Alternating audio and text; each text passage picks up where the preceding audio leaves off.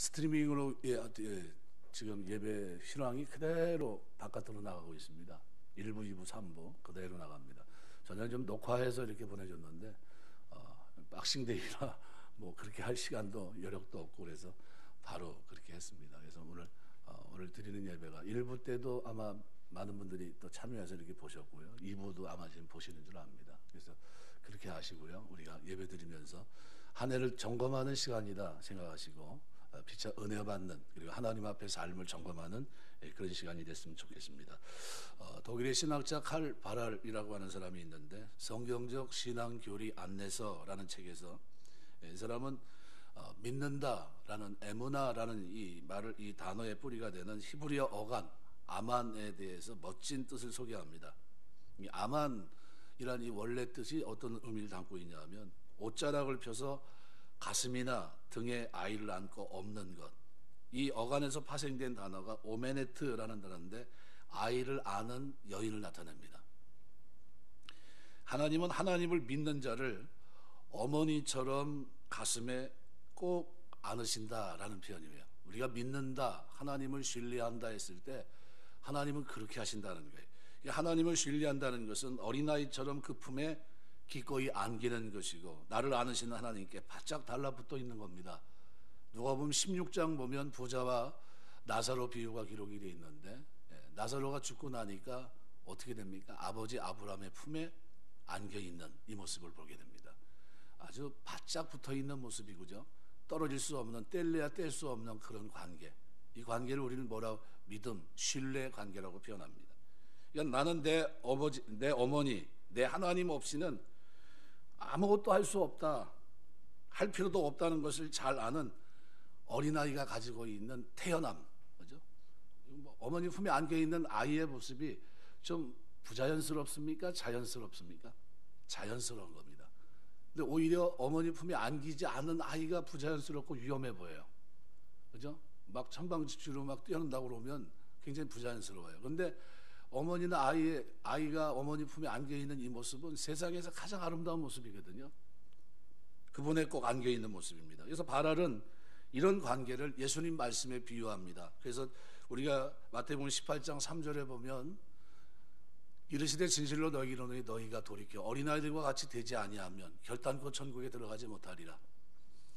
어린아이처럼 되라는 게 뭐 다 큰 성인이면 어린아이처럼 뭐 어떻게 다시 돌아갈 수 없잖아요. 뭘 얘기합니까? 믿음의 관계 속에서 신뢰하는 모습이겠죠. 하나님 앞에 신뢰하는 그 모습. 어떤 모습입니까? 하나님 의지하는 그 모습이겠죠. 저는 하나님밖에 없습니다 라는 거죠. 그래서 시편 131편 2절에서도 시인은 그렇게 말해요. 실로 내가 내 영혼으로 고요하고 평온하게 하기를 젖된 아이가 그의 어머니 품에 있음 같게 하였나니 내 영혼이 젖된 아이와 같도다. 젖된 아이와 같다.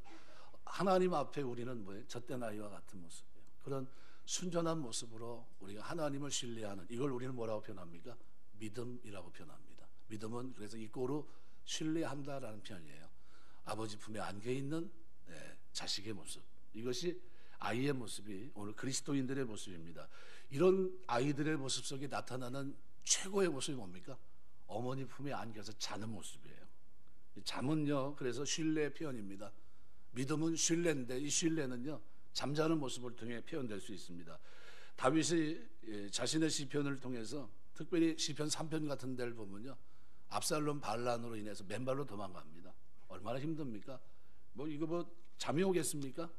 왜? 잡히면 죽는 거고요. 혁명군에게 잡히면 아주 힘든 상황입니다. 막 도망가다 보니 막다른 골목까지 갔어요. 앞에는 사막이고 뒤에는 쫓아오는데 만약 그대로 쫓아오면 죽는 거죠. 기도하는 수밖에 없어요. 돌아가면 맨발로 가면서 하나님 앞에 기도합니다. 기도하면서 하나님 내가 다시 돌아갈 수 있게 안식일에 내가 그 많은 사람들을 이끌고 하나님 앞에 예배했던 그때를 추억하고 당신이 나에게 준 언약을 제가 기억합니다. 그래서 기도하고 있거든요. 근데 그 모습이 너무나 순전한 모습이에요. 너무나 아름다운 모습이고 그래서 시편 3편 5절에 보면 이렇게 표현해요. 내가 누워 자고 깨었으니 여호와께서 나를 붙드시미로다. 그런 바쁜 중에도 위기 속에서도 누워 잠을 자고 깨었다는 거예요. 근데 그 이유가 뭐예요? 여호와께서 나를 붙드셨다. 붙드시기 뭐예요? 이게 신뢰입니다. 하나님이 자기를 붙들어줬는데 도망가고 있어요. 그 무슨 얘기입니까? 하나님의 은혜 속에 내가 있다는 거예요. 하나님의 역사 속에 내가 지금 그 안에 있는데 나는 요동하지 않는다는 거예요. 그래서 이게 자기의 그 24시간 이 크로노스 일상을 카이로스로 생각합니다. 매 순간 살아가는 동안에 그 모든 일들이 하나님의 역사로, 그러니까 하나님이 주권으로 인도하시고 주장하시고 은혜로 자기에게 베풀어 주시는 이 헤세드 은혜를 다윗은 잊지 않습니다. 그래서 이 모습을 유독 관심 있게 봤던 신학자 가운데 유진 피터슨이라고 하는 목사님이며, 이분은 뭐라고 얘기하냐면 다윗 현실에 뿌리받은 영성이라는 책에서 나는 다윗의 이야기에는 단 한 번의 기적도 없다는 사실을 깨닫고 굉장히 놀란 적이 있다. 단 한 번의 기적도 없다. 무슨 얘기입니까? 그의 삶은 오직 하나님에 대한 신뢰, 이것으로 가득 차 있다는 거예요. 믿음, 그것으로 충만한 이 모습이 이 다윗 현실에 뿌리받은 영성이라고 하는 책 속에 담겨 있습니다. 그래서 존 갈비는 그런 얘기를 해요. 은혜는 죄인이 은혜롭게 되는 것이고 의인은 성화되는 것이다, 이렇게 표현합니다. 그러면 오늘 본문에 기록되어 있는 이 장면을 우리가 생각해 볼 때요, 시편 4편 8절은 이렇게 또 얘기합니다. 내가 평안히 눕고 자기도 하리니 나를 안전히 살게 하시는 이는 오직 여호와시니라. 다윗은 자기의 삶에 있어서 그 어떤 모든 것이 어떻게 해요? 하나님 안에 있다. 목숨이 위태로운 지경인데도 위험 속에 안심하고 자는 것은 하나님에 대한 신뢰의 표현입니다. 여호와께 사랑하는 자에게 잠을 주시는도다 라는 이 잠은요, 신뢰의 표현이에요. 시편에 나오는 잠과 관련된 건요, 영적인 잠이 아닌 이상 그건 다 뭡니까? 하나님을 믿기 때문에, 신뢰하기 때문에 누릴 수 있는 평안입니다. 예수님도 잠에 대한, 하나님에 대한 깊은 신뢰의 표현이 성경에 기록되어 있습니다. 마가복음 4장에 보시면요, 26절부터 29절에 보면 이렇게 말합니다. 하나님 나라는 사람이 씨를 땅에 뿌린 것 같으니 밤낮 자고 깨고 하는 중에 씨가 나서 자라되 어떻게 그리 되는지를 알지 못하느니라. 땅이 스스로 열매를 맺되 처음엔 싹이요 다음에는 이삭이 그 다음엔 이삭의 충실한 곡식이라. 열매가 익으면 곧 낫을 내나니 이는 추수 때가 이렇습니다. 씨가 뿌려놓고 농부는 어떻게 잠을 잡니다. 자라게 하신 건 누굽니까? 하나님이세요. 그러니까 아버지께서 그렇게 행하신다는 거죠. 그래서 가장 중요한 본질적인 일은 하나님 아버지께서 행하신다는 거예요. 그런 신뢰로 살아가는 거죠. 이 이야기를 들려주고 난 다음에 예수님은 바로 마가복음 4장 35절부터 41절에 보면요, 제자들과 배를 타고 호수를 건너가십니다. 그날 저물 때 이 얘기를 하시고 난 다음에 제자들에게 뭐라고, 우리가 저편으로 건너가자. 그들이 무리를 떠나 예수의 배에 계신 그대로 모시고 가서 다른 배들도 함께 하더니 큰 광풍이 일어나 물결이 배에 부딪혀 들어와 배에 가득하게 되었더라. 아주 난리가 난 겁니다.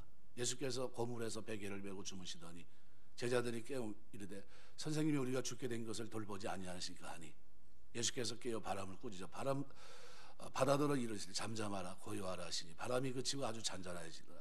예수께서 이르시되 어찌하여 이렇게 무서워하느냐 너희가 어찌 믿음이 없느냐. 뭐에 대한 겁니까? 하나님에 대한 신뢰를 다듬 질문하고 계세요. 예수님 자기가 저때 나이처럼 어떻게 해요? 그 상황에서 어떻게 해요? 아버지가 하실 일이야 신뢰하면서 맡기고 사는 그 모습을 보여줍니다. 시편 121편 4절에서도 그 얘기를 합니다. 이스라엘을 지키시는 이는 졸지도 아니하시고 주무시지도 아니하신다. 그래서 믿음은 신뢰고요, 신뢰한다는 것은요, 너무나도 아름다운 겁니다. 그래서 이 신뢰한다는 것이 도대체 뭘까? 좀 더 구체적으로 설명한다면 마가복음 5장에 보면 야이로의 예수님과의 대화 속에서 우리가 볼 수 있습니다. 예수께서 그 하는 말을 곁에서 들으시고 회당장에 이르시되 두려워 말고 믿기만 하라. 이 무슨 얘기냐면요, 자기 딸 좀 고쳐달라는 겁니다. 그래 가자. 너 집이 어디냐? 네 저기입니다. 가시죠. 가다 보니까요, 한 여인이 또 이렇게 얘기했고 그 다음에 또 뭐예요? 그 사이에 또 옵니다. 와가지고 예수님 모셔오실 필요가 없어요. 죽었습니다 라는 소식을 전해드린 겁니다. 그러면 이제 그 믿음, 예수님을 데리고 가면 고칠 수 있겠다는 믿음이 거기서 무너져야 됩니다. 근데 이 문장에서 여기서 두려워 말고 믿기만 하라, 여기 그리스어로 쓰여진 이 시제가 현재 진행형입니다. 진행형. 그러니까 무슨 얘기냐면 이 동사가 시간적으로 제한된 행위를 나타내는 것이 아니라 지속적으로 계속되는 형태라는 겁니다. 그러니까 지금 예수님께서 야이로에게 요구한 것이 뭐냐 하면 지금 이 짧은 이 순간 믿으라는 게 아니라 계속해서 네가 처음 나에게 왔던 그 믿음, 그 신뢰를 가지고 지금 유지하라는 겁니다. 그러니까 예수님 이 말씀을 단어 그대로 직역하면 두려워 말고 계속 신뢰 가운데 머무르라, 이런 뜻이에요.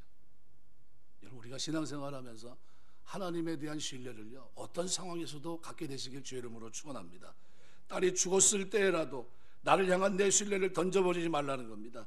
나를 계속 신뢰하는 것을 멈추지 말아라, 이 얘기를 하신 거예요. 그렇다면 우리가 하나님을 신뢰하는 신뢰를 한번 생각해 보셔야 돼요.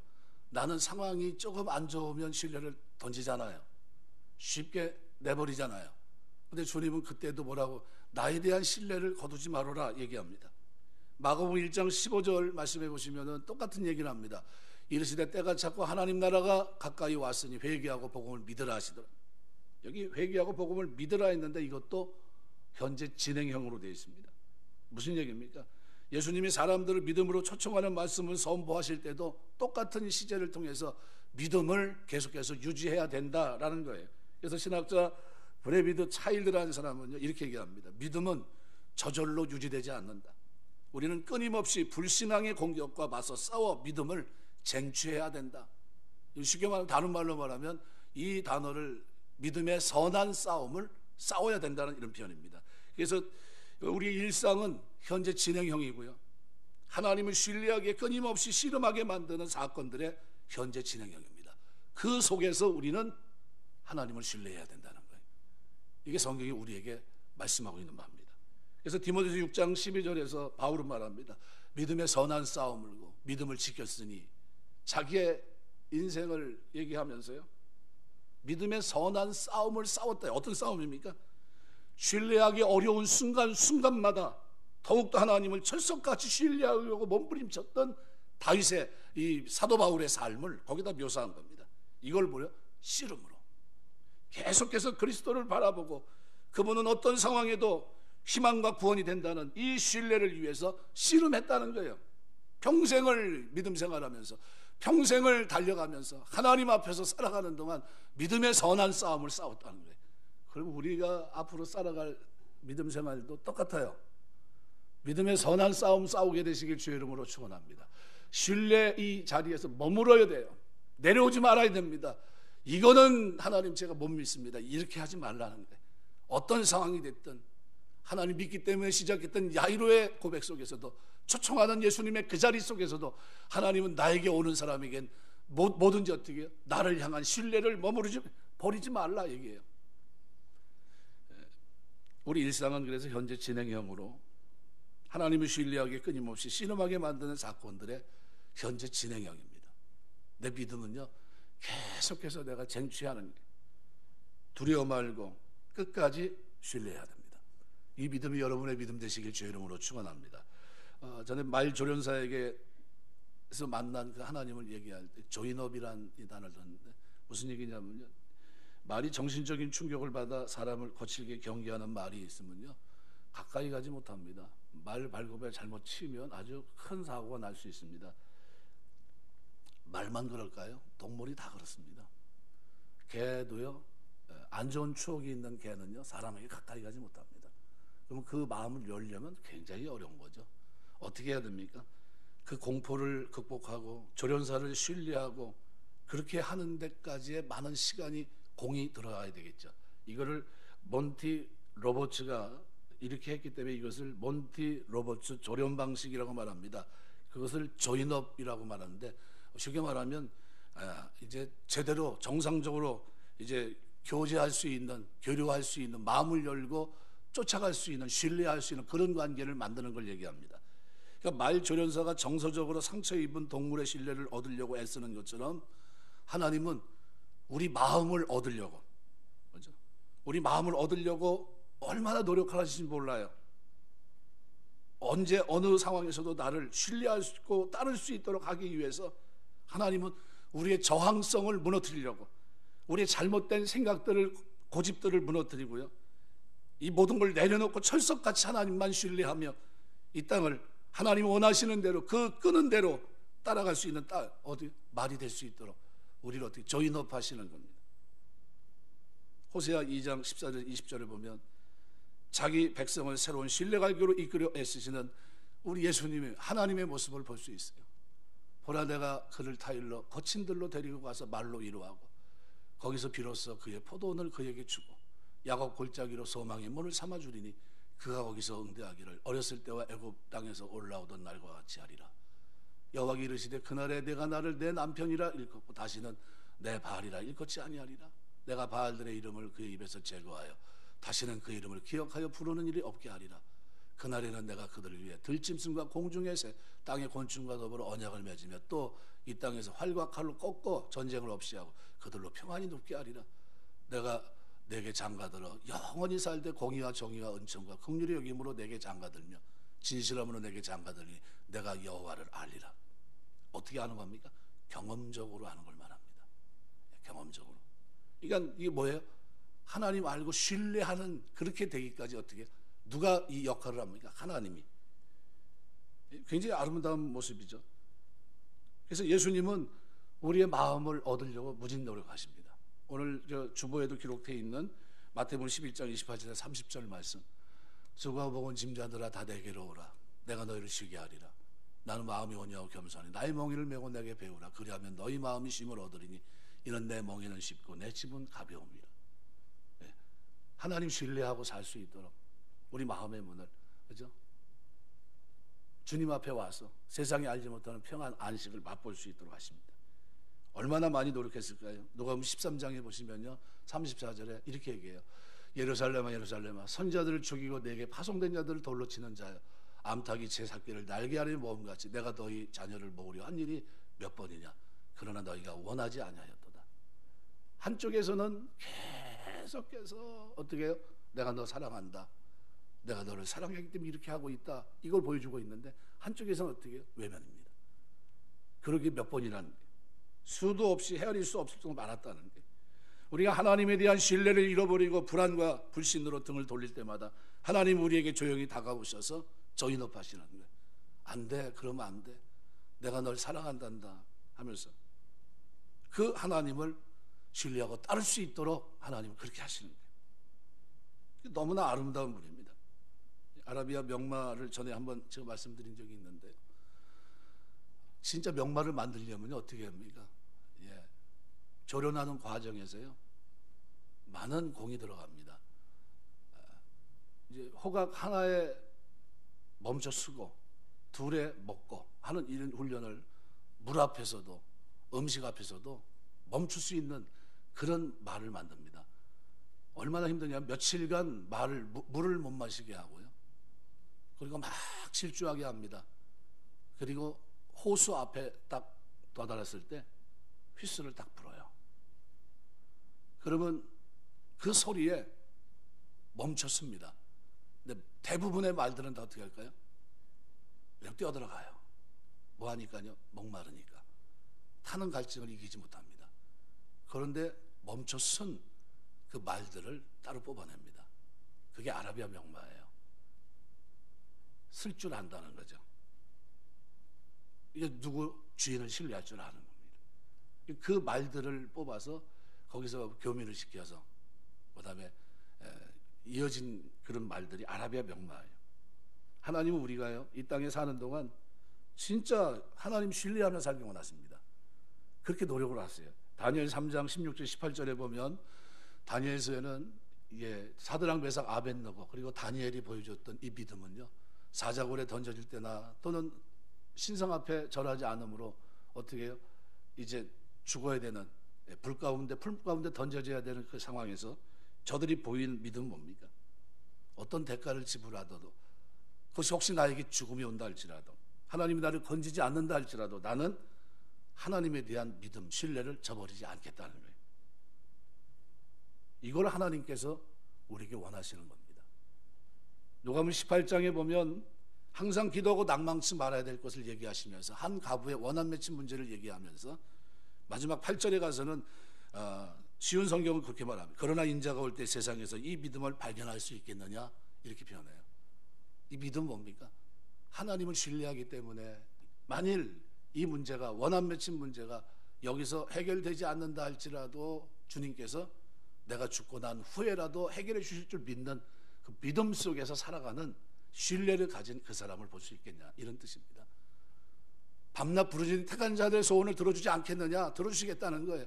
그러나 하나님의 심판, 보수하심이 하나님께 있다는 것을 믿는다면, 그러면 어떻게 해요? 그 상황, 도대체 이해가 되지 않는 그 상황에서도 낙심하지 않고 기도하며 하나님에 대한 신뢰를 저버리지 않고 그렇게 살 수 있는 그 믿음의 사람을 내가 볼 수 있겠느냐, 이 질문입니다. 그런데 내가 다시 올 때 세상에서 이 믿음을 보겠느냐, 이렇게 말씀하신 거예요. 그렇다면 우리가 살아가는 동안 하나님에 대한 생각을 우리는 달리해야 됩니다. 시편 145편 8절 보면 시인은 이렇게 배워요. 여호와는 은혜로우시며 긍휼이 많으시며 노하기를 더디하시며 인자하심이 크시도다. 이게 여기만 나오는 구절입니까? 아니면 성경 전체에 쫙 깔려있는 구절입니까? 퍼져 있는 구절입니다. 왜 성경 기자가 같은 얘기를 또 이렇게 반복합니까? 중요하니까 합니다. 왜요? 하나님이 어떤 분인가? 하나님은 우리가 신뢰할 만한, 믿을 만한 분이다. 그 하나님을 신뢰하고 살아라 라는 얘기를 성경 전체에서 하고 있는 겁니다. 얼마나 많이 했을까요? 성경이 너무 많습니다. 이때 한번 소개 한번 해드릴게요. 그렇다고 한다면 오늘 우리가 살아가는 동안 믿음은 뭐 하는 겁니까? 신뢰하는 거예요. 믿음은 뭡니까? 신뢰하는 건데, 마치 뭐와 같이요? 젖된 아이가 어머니 품에 있는 것과 같은 그런 신뢰입니다. 여러분에게 이런 신뢰가 일생을 섬기며 사는 동안 이 싸움, 이 선한 싸움을 싸우는 여러분의 신앙 되시길 주의 이름으로 축원합니다. 그래서 이 신뢰는요, 현재 진행형이에요. 내가 계속해서 쟁취해야 되는 겁니다. 어떤 날은 기분 좋으면 신뢰하고, 기분이 약간 안 좋고 환경이 안 좋으면 신뢰를 저버려, 이게 아닙니다. 환경이 좋든 안 좋든 범사의 모든 환경에 대해 하나님을 신뢰하는 걸 말해요. 두 번째로 이 신뢰를 가진 사람들에게 그럼 뭘 신뢰해야 되느냐라는 얘기죠. 오늘 본문은, 우리가 읽은 본문은 하나님의 은혜를 신뢰하라고 말합니다. 사실 이 본문이 너무나 좋은 본문입니다. 왜냐하면 26절에 보면 이렇게 표현해요. 이에 그들이 참여하고 감람산으로 가니라. 이거 다른 성경으로 보면 다락방 강화, 이제 말씀하실 거 다 말씀하시고 이제 어떻게 참여하고 감람산으로 갑니다. 어디를 가는데 이렇게 기분 좋게 가요? 십자가 지러 가십니다. 십자가 기도하러 가시는 거예요. 겟세마네 동산에. 그 후에 이런 일들은 뭡니까? 죽음이에요. 그런데 그 마지막 장면에서 누가 떠나갑니까? 나 함께 손을 넣는 그니라. 가룟 유다는 떠나가고요. 떠나가고 난 다음에 지금 누구예요? 제자들과 걸어가면서 그 얘기를 합니다. 오늘 본문이 바로 그 내용이에요. 예수께서 제자들에게 이르시되 너희가 다 나를 버리리라. 이는 기록된 바 내가 목자를 치리니 양들이 흩어지려 하였음이니라. 말씀의 성취예요. 그리고 난 다음 28절 이렇게 말합니다. 그러나 내가 살아난 후에 너희보다 먼저 갈릴리로 가리라. 소망의 말씀을 주십니다. 그러나 내가 살아난 후에 너희보다 먼저 갈릴리로 가리라. 은혜가 뭡니까? 받을 자격이 없는 오늘 우리에게 엄청난 사랑을 무한히 쏟아 부어주는 것, 이게 은혜입니다. 오늘 본문에 예수님께서 죽음을 앞두고 제자들과 마지막 만찬을 나누신 후 겟세마네 동산으로 올라가십니다. 그게 26절에서 28절까지 말씀이에요. 베드로는 이 말씀을 듣고 이런 얘기를 합니다. 다른 제자들 역시 마찬가지지만 주님을 버려도, 모두가 주님을 버려도 나는 절대로 주님 버리지 않겠습니다. 그때 예수님이 이렇게 말해요. 오늘 밤 닭이 2번 울기 전에 내가 3번이나 나를 모른다고 할 것이다. 다른 제자들이 그 말에 격분합니다. 목청을 높여요. 29절에 31절 보면 그렇게 얘기해요. 예수께서 이르시되, 이렇게 얘기하니까 베드로가 힘있게 말하되 내가 주와 함께 죽을지언정 주를 부인하지 않겠나이다. 했더니 뭐예요? 모든 제도 이와 같이 말하니라. 베드로만 얘기한 겁니까? 아니요, 전체가. 무슨 소리입니까? 그런 일은 일어날 게 아닙니다. 그런데 그를 향해서 몇 시간 후 제자들의 장담은 연기처럼 사라집니다. 그리고 땅을 치며 통곡하며 옵니다. 말씀이 기억나면서. 3번의 부인은 자기 자신도 용납하기 힘들었을 그런 모습이었고요. 계집아이 앞에서 맹세까지 했던 그 장면은 잊혀지지 않는 장면입니다. 그러나 그 짧은 절망의 순간에도 베드로는 예수님 남기신 희망의 말씀을 기억해냅니다. 내가 너희보다 앞서 갈리로 갈 것이다. 다른 성경에서는 뭐라고 얘기합니까? 나는 물고기 잡으러 가노라. 십자가 지시기 전에 예수님이 하신 이 말씀을 읽을 때마다 저는 하나님의 은혜, 넓고 높은 깊은 그 은혜를 깨닫게 됩니다. 너희가 모두 나를 믿지 못하고 흩어지겠지만 내가 죽었다가 살아난 뒤에 너희보다 먼저 갈리로 가리라. 그 자리는 어디입니까? 처음 주님을 만났던 그 자리예요. 짧은 말 속에는 놀라운 약속이 담겨 있습니다. 너희가 나를 버리고 나를 떠나가고 나를 부인하고 나를 배신하고 내게 죄를 지을 것이다. 그러나 분명히 알아야 된다. 나는 너희를 떠나지 않을 거다. 나는 너희 곁에 머무를 거고 갈리에서 너희를 기다릴 거다. 우리가 함께 걸어온 길을 나는 계속 갈 거고 나는 너희를 용서할 것이고 나는 이미 너희를 용서했다. 그게 이미 십자가 지시기 전에 예수님 말씀 속에 담겨 있었던 겁니다. 너희가 잘못을 저지르기도 전에, 내게 죄 지을 것을 생각하기도 전에 나는 갈리에서 너희를 기다린다. 꾸짖기 위해서가 아니라 너희와 함께 시작할 길을 계속 가기 위해서. 거기서 우리는 관계를 다시 새롭게 이어갈 것이다. 여기서 마지막 식사를 냈듯이, 그리고 하나님 나라를 위해 내가 너에게 맡긴 큰 사명을 너희가 계속 감당할 수 있도록 내가 너희를 준비시킬 것이다. 그리고 이 일을 다룬 성경이 요한복음 21장입니다. 디베랴 바닷가를 배경으로, 갈릴리 바다를 배경으로 해서 예수님은 거기서 제자들을, 고기 잡는 제자들을 만나십니다. 먼저 가서 고기와 물고기를 굽고 계십니다. 불을 피워놓고 생선까지 구우시면서, 그리고 와서 먹으라고 제자들을 부르십니다. 그분이 예수님임을 깨닫게 되자 베드로는 물속으로 뛰어들고 말아요. 뭐가 생각나세요? 주님이 하신 말씀이 생각나서. 어떤 말씀이요? 살아난 후에는 내가 먼저 갈릴리로 가리라. 예수님이 하신 말씀이 기억났기 때문일 겁니다. 고대 근동에서 함께 식사한다는 건요, 화해, 우정의 표시입니다. 이미 용서했다는 거예요. 서로 갈등이 풀렸을 때 함께 밥을 먹습니다. 오직 화해한 사람들만이 한 식탁에 함께 둘러앉아요. 너희가 나를 배신했지만 그만 잊어버려라. 이미 너희를 용서했단다. 나는 십자가에서 이미 그것을 다 해결했고, 그날 마지막 만찬 때 빵과 포도주로 내가 이미 너희와 나 사이에 화해의 편을, 나의 십자가에서 이미 그것을 해결했다는 것. 너희와 나 사이에 화해의 표로 새 언약을 세웠다는 겁니다. 이것이 예수님이 제자들에게 전했던 은혜의 복음이에요. 그래서 예배석 교회에 그렇게 수고했던 바울이 떠나가면서 누구에게 맡기고 갑니까? 은혜의 말씀 앞에 맡기고 와요. 은혜의 말씀. 배불리 먹었습니다. 예수님은 베드로에게 과분한 지위와 책임을 믿고 맡겨주십니다. 지금까지 예수께서 본을 보이셨듯이 사람들에게 좋은 목자가 되어달라고 베드로에게 부탁하세요. 내 양을 먹이라, 내 양을 치라, 내 양을 먹이라 마시면서 내가 나를 사랑하느냐 세 번이나 물으십니다. 네가 나를 아가페 사랑으로 사랑하느냐, 내가 너를 사랑한 것 같이 사랑하느냐 그랬더니 아니요, 형제 사랑으로 주님을 사랑합니다 얘기해요. 내 양을 치라, 내 양을 먹이라 하시면서 그 사랑을 받아주십니다. 베드로는 아마 그 자리가 평생에 우는 눈물 가운데 가장 감격의 눈물이 그날 흘렸을 겁니다. 하염없이 눈물을 흘렸을 겁니다. 은혜에 대한 감사예요. 감격의 눈물이었을 겁니다. 갈릴리 호숫가에서 있었던 이 멋진 은혜의 순간에 함께하지 못한 한 사람이 있었습니다. 가룟 유다예요. 예수님을 배반했어요. 그는 이 말을 듣지 못했어요.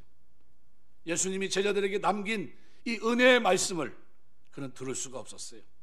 내가 너희보다 앞서 갈릴리로 갈 것이다. 그가 이 말을 들었다고 한다면 달라졌을지도 모르겠어요. 말씀을 미처 듣지 못한 채 불의를 저지르고 결국은 자살하고 맙니다. 저는 이 마가복음 14장 이야기를 그려볼 때마다 하나님의 은혜를 생각합니다. 내가 너희보다 먼저 갈릴리로 가겠다. 이 예수님 말씀과 며칠 뒤 갈릴리 호숫가에서 실제로 예수님과 제자들과 만난 이 이야기, 그 십자가 고난 부활을 위해 화해와 만찬이라는 두 가지 틀, 이것이 그 속에 담겨있는 이 장면을 대할 때마다 하나님의 은혜를 생각하게 돼요. 그 두 번째 만찬에서 예수님은 실패한 제자들의 지위와 자존감을 회복시켜 주시고 그들에게 새로운 사명을 주십니다. 얼마나 큰 은혜이고 얼마나 무한한 사랑입니까? 극도로 실망스러운 제자들을 이렇게 다루시는 예수님을 표현할 길은 단 하나입니다. 은혜의 하나님, 신뢰할 수밖에 없는 하나님, 믿을 수밖에 없는 하나님입니다. 하늘보다 높고 바다보다 깊고 다 덮고 남을 만한 그 은혜, 죄와 실패의 흔적조차 지워주시고 덮어주시는 그 은혜, 하나님을 신뢰한다고 하는 것은요, 이 은혜 하나님을 신뢰하는 겁니다. 평생을 살아가면서 여러분, 하나님 신뢰하시길 주의 이름으로 축원합니다. 이 은혜 하나님이 오늘 제자들 대한 것처럼 오늘 저와 여러분을 대하십니다. 그 은혜로, 그 큰 은혜로, 너희가 은혜로 그 믿음으로만 구원을 얻은 이것이 너희에게 난 것이 아니요 하나님의 선물이다. 그래서 145편 시편 8절 말씀은요 굉장히 중요한 말씀이야. 여호와는 은혜로우시며 긍휼이 많으시며 노하기를 더디하시고 인자하심이 크시도다. 시편의 이 문장은 성경 곳곳에 나와 있습니다. 이 약속을 성경의 주요 부분마다 하나님께서 어떻게 해요? 종들을 통해 퍼뜨려 놓으셨어요. 흩어 놓으셨어요. 왜요? 하나님의 마음이 그 말씀 속에 담겨 있어요. 너희는 나를 믿는 자가 되고 나를 신뢰하는 자가 되라. 내가 너희에게 은혜로 행하는 것을 너희가 잊지 말아라. 이거를 지금 말씀하고 계신 겁니다. 하나님의 은혜가 한이 없다는 사실을 우리는 믿어야 돼요. 출애굽기 34장 6절에 보면 이렇게 얘기합니다. 여호와께서 그의 앞으로 지나가며 선포하시되 여호와라 여호와라 자비롭고 은혜롭고 노하기를 더디하고 인자와 진실이 많은 하나님이라. 모세와 만난 하나님은 다윗과도 만납니다. 시편 103편 8절 여호와는 긍휼이 많으시고 은혜로우시며 노하기를 더디하시고 인자하심이 풍부하다. 역대하 30장 9절 너희가 만일 여호와께 돌아오면 너희 형제들과 너희 자녀가 사로잡은 자들에게 자비를 입어 다시 이 땅으로 돌아오리라. 너희 하나님 여호와는 은혜로우시고 자비로우신지라. 너희가 그에게로 돌아오면 그의 얼굴을 너희에게 돌이키지 아니하시리라. 우리 하나님은 은혜롭고 자비롭다는 거예요. 로마 3장 24절 보면 그리스도 예수 안에 있는 성령으로 말미암아 하나님의 은혜로 값없이 의롭다 하심을 얻은 자 되었느니라. 뭐로요? 하나님의 은혜로. 그 은혜를 신뢰하는 겁니다. 예배서 2장 4절 보면 긍휼이 풍성하신 하나님 우리를 사랑하신 그 큰 사랑을 인하여 너희가 은혜로 구원을 받은 것이라. 히브리서 4장 16절 그럼 우리는 긍휼하심을 받고 때를 따라 돕는 은혜를 얻기 위하여 은혜의 보좌 앞에 담대히 나아갈 것이다. 우리가 나가온 이 자리가 무슨 자리입니까? 은혜의 자리. 여러분이 기도하며 나가는, 신뢰하며 예수의 이름으로 기도하는 그 자리가 뭡니까? 은혜의 보좌예요. 은혜의 보좌. 우리에게 은혜로 대하시는 그 하나님, 신뢰할 수밖에 없는 그 하나님, 그 하나님께 나가는 거예요. 2021년도 우리가 살아오면서 여러분 하나님을 신뢰할 때 여러분 은혜의 하나님을 신뢰하시길 주의 이름으로 축원합니다. 은혜로 대하신 그 하나님, 내 생애에 은혜로 대하신 그 하나님, 다윗을, 모세, 그리고 바울을, 그리고 하나님의 종들을 은혜로 대하신 그 하나님을 우리가 지금 섬기고 있는 거예요. 그 하나님께 나아가는 거, 그 하나님을 믿고 그 하나님 앞에 안겨 있는 겁니다. 그런데 이 우리가 신뢰하는 은혜 하나님은요, 은혜만 베푸시는 게 아니라 우리를 인도하시고 섭리하십니다. 시편 23편 4절에 보면 자기 이름을 위하여 의의 길로 인도하시는 도다. 히브리 말로 쉔이란 단어는요, 그 존재가 가지고 있는 인격, 능력, 모든 성품 다 총망라한 겁니다. 그 하나님이 자기 이름 때문에 우리를 의의 길로 인도하세요. 신뢰할 만한 분입니다. 요셉은 형들의 상인에게 팔려 이집트로 끌려갑니다. 그런데 이런 위기 상황에서 주도권은 누가 지고 계세요? 하나님이 붙들고 계세요. 성경은 이것을 여호와께서 요셉과 함께 하심으로라고 표현합니다. 창세기 39장 2절, 3절, 21절, 23절 원어민 성경에 여호와께서 요셉과 함께 하심으로라는 표현을 이렇게 많이 썼는지 몰라요. 왜 그랬을까요? 요셉은 낯선 땅에 가 있었습니다. 그런데 거기에 하나님이 함께 가셨다는 거예요. 나중에 요셉이 온 가족을 굶주림에 구원하는 도구로 하나님이 그를 쓰십니다. 하나님 어떤 상황에서도 주도권을 잡고 악을 선으로 바꾸시는 하나님, 내 인생을 내게 맡기라, 내가 내 길을 지도하리라 한 그대로. 저는 어렸을 때 왜 기도를 그렇게 많이 했는지 몰라요. 악을 선으로 갚으시는 그 하나님, 내가 지금 가는 길을 내가 알지 못하지만 하나님이 반드시 어떻게 해요? 선한 기도가 하실 줄 믿습니다. 주께 맡기고 합니다 라는 기도를 얼마나 많이 드렸는지 몰라요. 근데 지금 오늘 와서 생각해 보니까 너무 감사해요. 그게 사도 바울이 두 번째 전도 여행의 계획은 너무나 어긋났어요. 자기 뜻대로 되는 게 하나도 없어 보여요. 마침내 아시아로 가려고 했는데 모든 프로젝트가 거기 있었는데 근데 하나님 그걸 막으십니다. 환상을 통해 유럽으로 빌립보로 보내셨어요. 가서 치컷 매 맞고 옥에 갇히고 기가 막힐 거 아닙니까? 뭐 하고 있었습니까? 하나님 옥중에서 하나님 앞에 찬송하고 있었어요. 하나님 바울이 생각했던 것과 전혀 다른 것을 생각하셨어요. 그 하나님께서 우리의 삶을 계획하시고 우리의 길을 인도하십니다. 그런 하나님의 섭리를 매번 경험한 바울은 그의 쓴 편지 곳곳에서 하나님 우리 삶의 환경을 조정하시고 짜맞추시고 마치 결국은 하나님의 선한 뜻을 이루신다, 이 사실을 로마서 8장 28절을 통해 확증합니다. 로마서 8장 28절이 이렇게, 우리가 알거니와 하나님을 사랑하는 자 곧 그의 뜻대로 부르심을 입은 자들에게는 모든 것이 협력하여 선을 이룬다. 이 모든 것은 뭡니까? 악한 일, 선한 일, 그렇죠? 흑암이 교차되는 이런 모든 환경입니다. 거기서 우리가 무슨 싸움을 싸워야 돼요? 선한 싸움을 싸우셔야 돼요. 선한 싸움. 무슨 선한 싸움이 뭡니까? 하나님 신뢰하는, 믿음을 버리지 않는 그 싸움을 우리는 싸워내요. 하나님 앞에 사는 겁니다. 부족하지만 아무도 보이지 않는 것 같은 그 지륵 같은 어둠 속에서도 하나님, 저는 이 싸움 싸웁니다. 그런데 거기 누가 계세요? 하나님의 인도와 섭리하시는 하나님의 능력이 우리 함께 하십니다. 심지어 하나님은 세상을 창조하기도 전에 오늘 우리가 행할 선한 일을 미리 예비하셨다고 표현합니다. 예배서 2장 10절 보면 이렇게까지 얘기해요.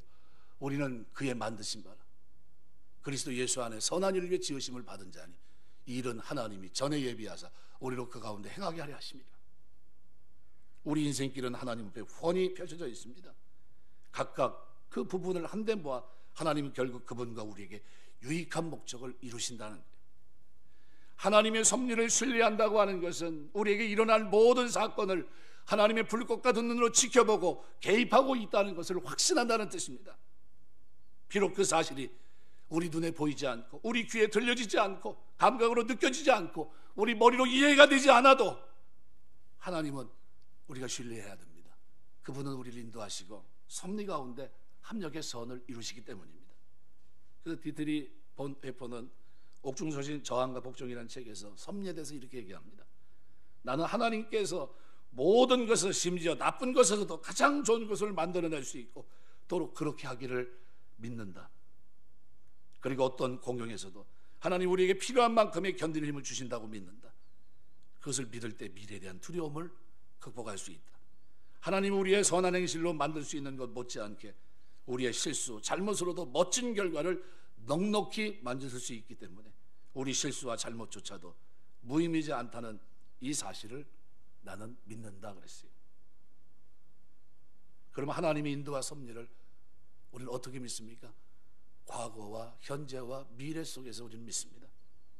하나님이 우리보다 앞서가시는 그 하나님을 믿습니다. 여호와 하나님 이래 어디를 가든 무슨 일을 만나든 하나님 이미 그곳에 우리보다 먼저 가 계세요. 야곱에게 있어서 집을 떠나 에서의 죽음을 피해 도망가는 그 길은 자기 인생의 가장 큰 두려움이었습니다. 에서를 속이고 도망가다 외딴들 거기서 밤을 보낼 때 돌을 베개 삼아 자려고 했을 때 얼마나 처량했겠습니까? 근데 거기서 그를 기다리고 계신, 자기와 함께 계신 그 하나님을 만나 고백을 합니다. 창세기 28장 16절에 쉬운 성경은 이렇게 빼놓게 놨어요. 여호와께서 분명히 이곳에 계시건 나는 그것을 모르고 있었다 그랬어요. 자기의 그 어려운 그 현장에 미리 가 계신 그 하나님을 경험했던 겁니다. 또 이것은 하나님이 우리와 함께 가심을 또 신뢰하게 됩니다. 고난이 와도 어떤 환난이 와도 하나님의 자녀가 겪는 모든 상황은 하나님 손 안에 있습니다. 그 무엇도 그 누구도 하나님 손에서 우리를 빼앗을 수 없습니다. 요한복음 10장 28절 29절 내가 그들에게 영생을 주노니 영원히 멸망하지 아니할 것이요 그들을 내 손에서 빼앗을 자가 없으리라. 그들을 주신 내 아버지는 만물보다 크심에 아무도 아버지 손에서 빼앗을 수 없느니라. 하나님이 우리와 함께 가심을 우리는 신뢰합니다. 그분이 우리를 지키세요. 보호하십니다. 그리고 심지어 우리가 실수했을지라도 하나님 우리의 뒤를 따라오시며 우리를 붙드십니다. 누가복음 15장 3절에서 6절 보면요, 우리가 알고 있는 100마리 양의 비유가 기록되어 있습니다.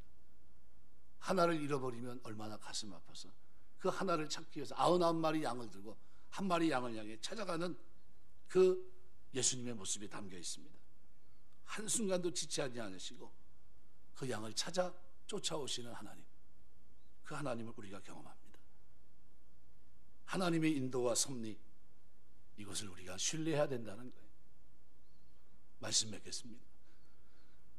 2021년도 우리가 하나님의 사람들로 선한 싸움을 싸우며 달려갔습니다. 뭐를 싸웠습니까? 이 싸움의 실체는 하나님을 신뢰하는 믿음을 지키는 싸움이었어요. 그 하나님은 나에게 어떤 분입니까? 어머니 같은 분이고 아버지 같은 분이고, 그 하나님은 나에게 은혜로 베풀어 주시는 분이고요, 그 하나님은 내 삶에 모든 것을 섭리하셔서 인도하시면서 합력의 선을 이루시는 분입니다. 이것을 고백했던, 이것을 깨닫고 알았던 다윗은 그래서 위대한 고백을 드렸던 겁니다. 시편 23편의 고백은 그래서 아름답습니다. 여호와는 나의 목자시니 내가 부족함이 없으니 그가 나를 푸른 초장으로 쉴 만한 거로 인도하시노다. 내 영혼을 소생시키고 자기 이름을 위하여 의의 길로 인도하시노다. 내가 사망의 험침한 골짜기로 다닐지라도 해를 두려워하지 않을 것은 주께서 나와 함께 하심이라. 주의 지팡이와 막대기가 나를 안위하시나이다. 주께서 내 원수의 목전에서 내게 상을 베푸시고 기름으로 내 머리에 바르셨으니 내 잔이 넘치나이다. 나의 평생의 선하심과 인자하심이 정녕 나를 따르니 내가 여호와의 집에 영원히 거하리로다. 누구 때문에요? 여호와 하나님을 신뢰하는 신뢰가 다윗으로 하여금 평안함을 누리게 했던 겁니다. 그러면 2022년도 우리가 살아갈 때 여러분이 가지고 있는 믿음, 이 믿음은 신뢰입니다. 에므나라는 이 단어는요, 우리의 믿음이 어떠해야 되는지를 보여줍니다. 이것은 야이로가 그리고 절망할 수밖에 없었던 그 자리에서 주님이 외쳤던 두려워 말고 믿기만 하라. 이 말씀이 여러분 마음속에 하나님을 향한 신뢰로 자리 잡았으면 좋겠어요. 어떤 상황에서도 신뢰하는 이 신뢰, 이 싸움을 싸워내는 한 해 되시기를 주의 이름으로 축원합니다. 기도하겠습니다.